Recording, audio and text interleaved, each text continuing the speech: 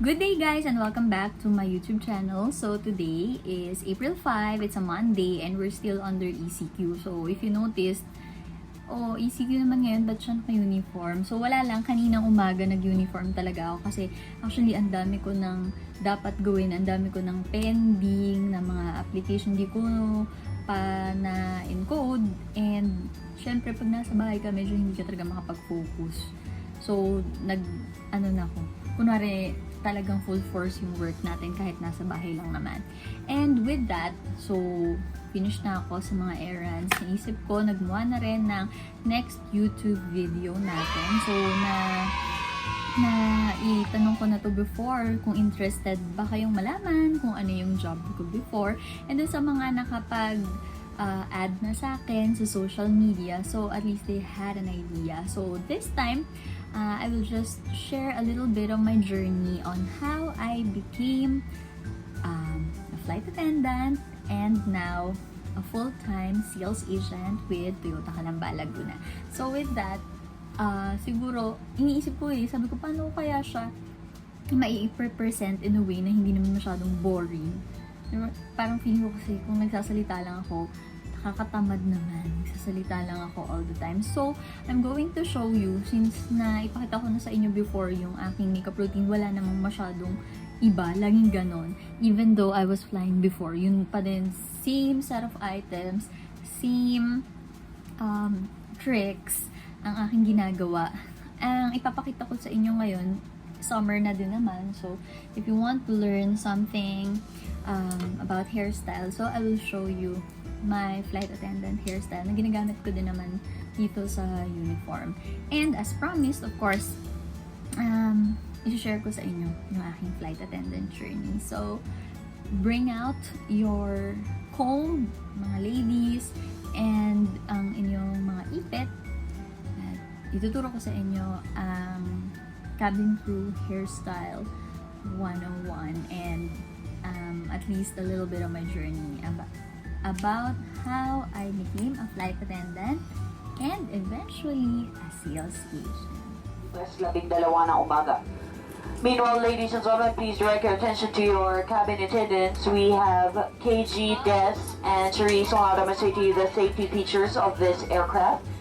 Each of your seat is provided with a seat belt to fasten push ends together. Tighten seat belts by pulling loose end to unfasten, lift top of buckle, and pull free end to release. In an event for water landing, use your individual life vests that are found under your seats. Remove sharp objects from your body to non-slip vest over the head. Take the tape around the waist and push ends to buckle.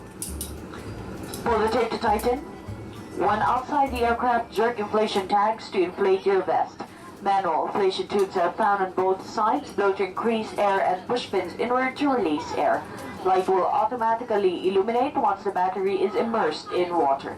Do not inflate the vest inside the aircraft, and please be reminded that unauthorized removal of life vests from the aircraft is a criminal offense. The cabin is pressurized. Should there be a rapid change in cabin pressure, oxygen masks will automatically drop from the compartments above you. When this happens, immediately grab the mask, pull it towards you, put it over your nose and mouth, and breathe normally. If you are traveling with a child, first put on your own mask and then the child's mask. Keep mask on until you are advised to remove it. Now, please take note of the emergency exits marked along each side of the cabin and the exits nearest you.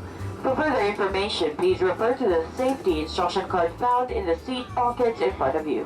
This aircraft is equipped with an escape-out lighting system. In case of an emergency evacuation, the lights will illuminate, leading you to the exits. Okay, so we are going to start. So, paano ba ako naging flight attendant? Did I choose to become a flight attendant? Actually, sa totoo lang po, wala talagang akong idea kung ano ang ibig sabihin ng flight attendant before. Hindi ko siya naging pangarap kasi wala akong personally kilala na flight attendant. Pero, nung high school ako, so nagkaroon ako ng schoolmate na naging flight attendant. Doon ako nagkaroon ng idea kung ano ba yung flight attendant. Tapos, it's very interesting because you get to travel and yun nga, sabi nila, malaki doon yung sweldo. Kaya, kaya lang ako nagkaroon ng interest and nakapag-research about it. So, I started flying when I was 18 years old. So, paano yung journey, yung pinaka magandang kwento dito. Paano ako nagsimula, paano ako nag-apply. So, ang una kong ginawa ay, at that time, meron ng internet, di ako ganun katanda. Nag-search ako sa internet, and then I saw, of course, Philippine Airlines and Cebu Pacific. That time, I was only 18. So, dun sa set of requirements, pasok ako sa Cebu Pacific. So, I told my mom na, okay, I would apply. So, we went there. And then, actually, the first time I applied, I didn't get hired. Because, I clearly remember it was a Wednesday. Kasi, pwede kang mag-walk-in. Nakalagay dun sa, you can join the walk-in interview every Tuesday and Wednesday. So, I went there on a Wednesday. And then, chinek nila, height and everything, yung resume. But then, sabi na, hindi ako magpo-proceed because I was wearing braces. So, hindi ako daw pwede. But, being ako, tinanong siya. Sabi ko, if I remove it, can I reapply? And then sabi niya, yes, you can remove it. So, truth be told, a week after nandun ako ulit. And I made sure that I'll actually get on the cut. And nakuha ko yung job. I landed the job at 18 years old. So that was 2008. July, ang aming training. And then, natapos ako. And officially, I got my wings on September 2008. Ako yung pinakabata doon sa Cebu Pacific. So, 4 years, almost 4 years ako sa Cebu Pacific. And then, after 6 months kasi, i-relocate kami sa Cebu. So, yun yung isa sa mga happiest moments ko. Nabase ako sa Cebu, that's why I understand Bisaya. But, hindi ako nakapagsalita ng Bisaya kasi typical, hindi ka confident sa sinasabi mo pero naiintindihan ko yung Bisaya. That's 100%. And then, before ako bumalik, yun yung time na medyo na-shaken ako. So, yung taon ako nun, 18, 19, 21, 20. 20 years old. Sinabihan kami na ibabalik na kami sa Manila. So, siguro marami nagtataka, ba't ayaw niyo bumalik sa Manila? Taga Manila naman siya. Wala man akong jowa doon sa Cebu. Pero, mas prefer ko kasi yung doon, lifestyle. Tsaka kasi madali para sa amin, free yung ticket namin. As in, totally free. Yung tax mo lang na siguro mga 60 pesos. 60 pesos lang yung binabayaran namin. Sa aming plane ticket. So, isa yun sa mga perks ng pagiging isang flight attendant. So, yun nga, that's the first time I tried. But, as I already mentioned, di naman ako laging winner. Actually, I failed. I failed on my first try. Abot ako hanggang dun sa final interview. So, ano ba yung brief, parang sequence kapag nag-apply ka sa international airline. So, yung first day, sasubmit ka lang ng CV, and then, tatawagan ka nila, or text ka nila kung go, kung proceed ka dun sa next day. Nakabot naman ako doon. And then, nagkaroon kami ng group dynamics, exams. So, yung mga exam naman, yung time differences, tsaka basic English, ganun, madali lang naman. And then, yung sa final interview, which will be 1-on-1 or 2-on-1 interview dun sa mga recruiters. And then, makaka-receive ka ng golden letter, which means you either will proceed with the medicals or regret to inform you. So, that was my first heartbreak, official heartbreak. Na-receive natin dahil I received the... Hindi yata sila nagsisend ng gano'n. Basta pag wala kang narinig. Pag wala kang nang narinig, sabihin, hindi ka nakapasa. And hindi sila magbibigay ng reasons kung bakit hindi ka nakapasa. And then, I had to relocate kasi nga yung reason, one of the reasons bakit na ako nag-apply doon, dahil akong bumalik ng Manila. But, naikuliktad na ako sa Manila. So, I dealt with traffic, mga long flights. Hindi ko talaga malilimutan yung Jensen Davao. Mula umaga, sign in ka ng madaling araw, ang balik mo, gabi na. So, from Manila to Jensen, mga less than 2 hours and back, and Davao naman ulit, ano ba sinabi ko, Jensen, and then Davao naman ulit, which is almost similar hours. Natibigan pa ng mga traffic in the middle. That's why yung mga ibang tao hindi nila maintindihan na kung bakit nagdi-delay yung isang flight. Kasi syempre, hindi naman per flight yung kinikater ng isang eroplano lang. So, meron yung schedule for the day. So, pag na-delay siya because na-traffic siya sa umaga, continuous na yung delay niya all throughout the day. But anyway, as life goes on, so I got my second chance after nila mag-announce ulit ng yung open day yung tawag.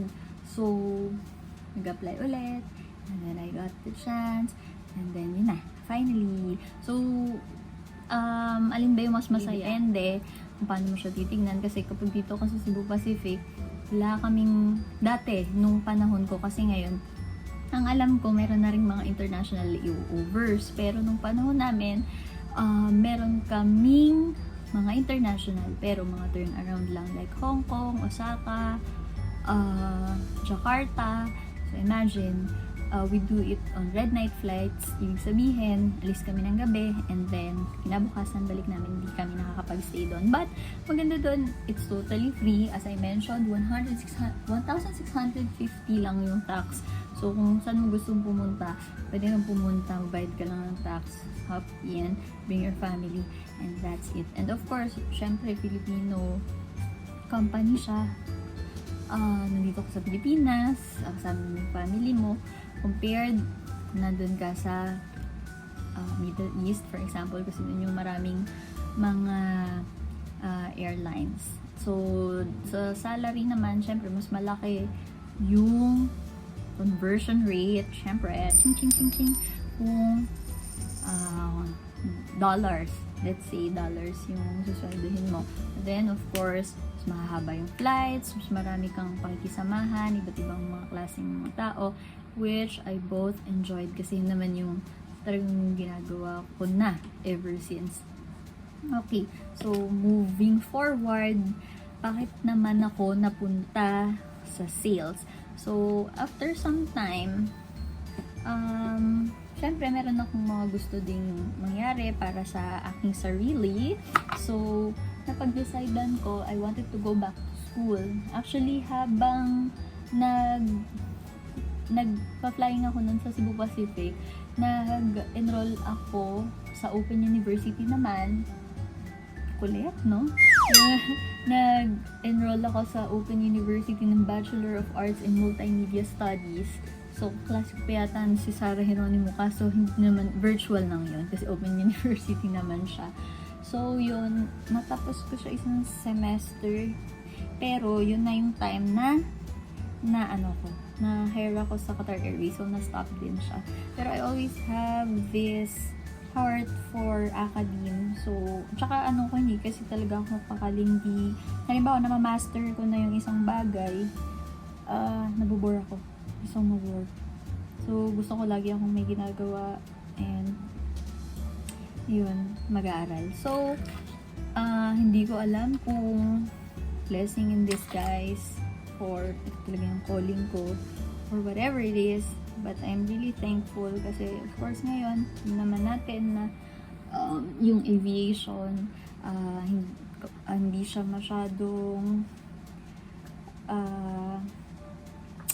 maganda yung economy ngayon ng aviation, wala masyadong flights, and nangyari siya before 2 years before akong umalis sa aviation. So, I'm really hoping that makabalik yung industry kasi minahal ko talaga yung industry na yan. Tsaka marami talagang naapektuhan yung nawala.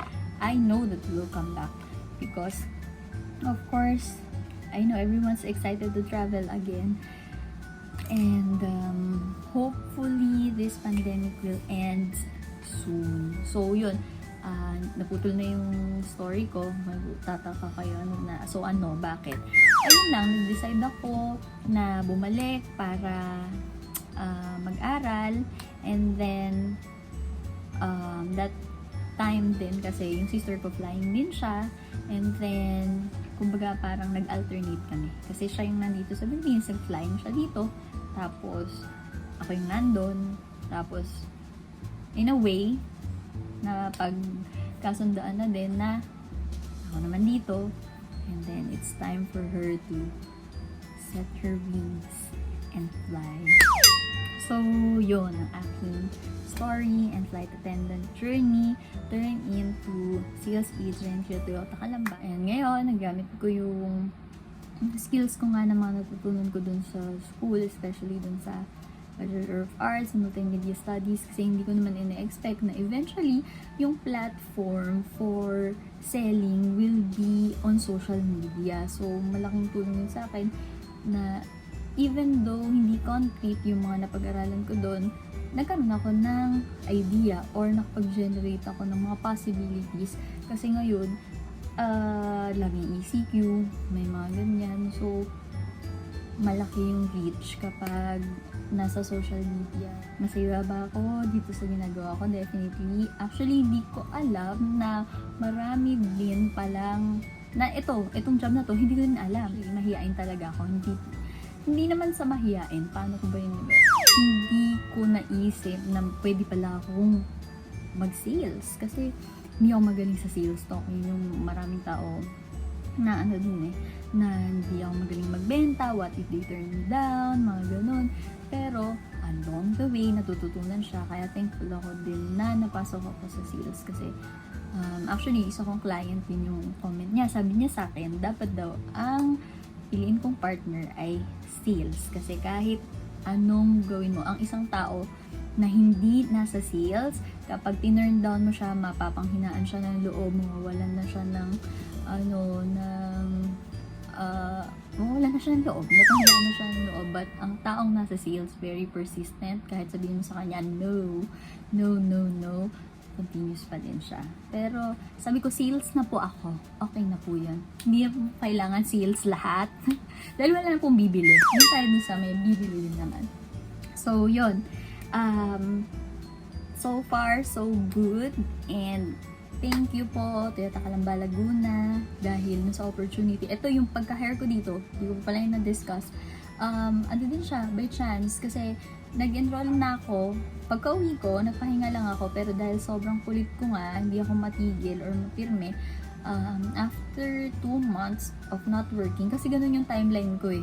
Actually, from Cebu Pacific, January 7 ako officially resigned, and then January 19, I flew to Middle East. So, ilang linggo lang yun. Actually, walang pahinga. Tawag kong sarili kong kuratsa. Pero, this time, sabi ko magpapahinga na ako. Pero joke lang yung pahinga na sinabi kong yun. Kasi, dumating ako ng December. And then, I was on rollout by March. Kasi hindi ko na ini-expect na ganun pala kabilis. Pag nag-apply ka ng February, March, now na. As in February, late February na ako nag-apply and then tanggap ako to March. Kaya, ayun. So, unexpected lang din. Kaya dapat tayo nakikinig talaga tayo sa parents natin. Kasi ako, nagsabi lang naman sa akin about dito. Pinilit-pilit talaga nila ako na ni Papa na sa Toyota. Kasi maganda nga yung brand. Maganda yung name. Kaya dyan ka mag-apply. Kasi dito sa aisle namin, madaming dealerships. So ako, ang prefer ko sana pinakamalapit sa bahay na, maglalakad na lang ako. Eh, sabi niya, start from there. So, kailangan hindi masunuri, nag-start ako doon. And then, okay, hired naman ako. So, that's about it. That's my journey. I hope you enjoyed kahit medyo mahaba tong vlog. And, meron naman kayong natutunan. And further on, actually, i-discuss ko yung mga naging kulang na information sa next vlog ko. So, thank you very much for watching and Please do like and subscribe my YouTube channel para sa mga pangayong quarantine drama kong ginagawa.